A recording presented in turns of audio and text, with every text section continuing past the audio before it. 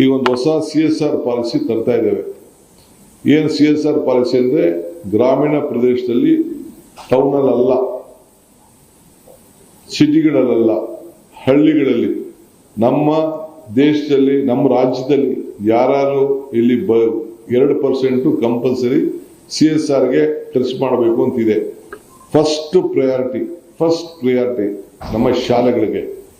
ಜನ ನಗರಕ್ಕೆ ಬರೋದನ್ನ ತಪ್ಪಿಸ್ಬೇಕು, ಟೌನ್ಗಳಿಗೆ ಬರೋದನ್ನ ತಪ್ಪಿಸ್ಬೇಕು. ವಿದ್ಯಾಭ್ಯಾಸಕ್ಕೋಸ್ಕರ ಒಳ್ಳೆ ಕ್ವಾಲಿಟಿ ಎಜುಕೇಶನ್ ಕೊಡಿಸ್ಬೇಕು. ಕನಿಷ್ಠ ನಮ್ಮದೇ ಆದಂಥ ಡಿಸೈನ್ ಕ್ರಿಯೇಟ್ ಮಾಡಿದ್ವಿ. ಮುಂದಕ್ಕೆ ಕೆಲವು ಒಂದೊಂದು ಸ್ಕೂಲ್ ಅಡಾಪ್ಟ್ ಮಾಡೋಕ್ಕೆ ತಿಳಿಸ್ತೀವಿ.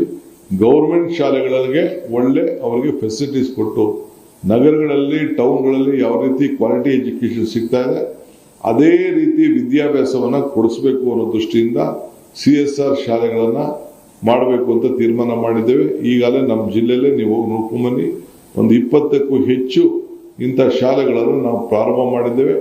ಅದನ್ನು KPS ಆಗಿ ಪರಿವರ್ತನೆ ಮಾಡ್ಬೋದು, ಇಲ್ಲಾಂದ್ರೆ ರೆಗ್ಯುಲರ್ ಸ್ಕೂಲ್ ಆಗಿ ಮಾಡ್ಬೋದು. ಅವೆಲ್ಲ ಗೌರ್ಮೆಂಟ್ ಸ್ಕೂಲ್.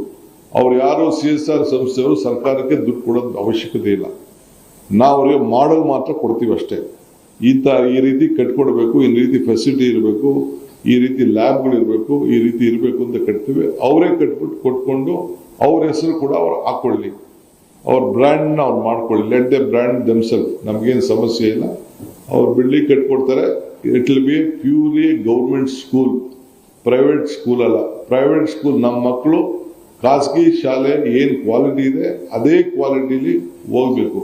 ಇವತ್ತು ಹೆಂಗೆ ನಮ್ಮಲ್ಲಿ ಮೊರಾರ್ಜಿ ಶಾಲೆ ಇರ್ಬೋದು, ಬೇರೆ ಶಾಲೆಗಳಲ್ಲಿ ಯಾವ ರೀತಿ ವಿದ್ಯಾಭ್ಯಾಸ ಮಾಡಿಕೊಂಡು ಒಳ್ಳೊಳ್ಳೆ ರ್ಯಾಂಕ್ಗಳನ್ನು ಪಡ್ಕೊಂಡು ಚೆನ್ನಾಗಿ ಇದನ್ನು ಮಾಡ್ತಾ ಇದ್ದಾರೆ.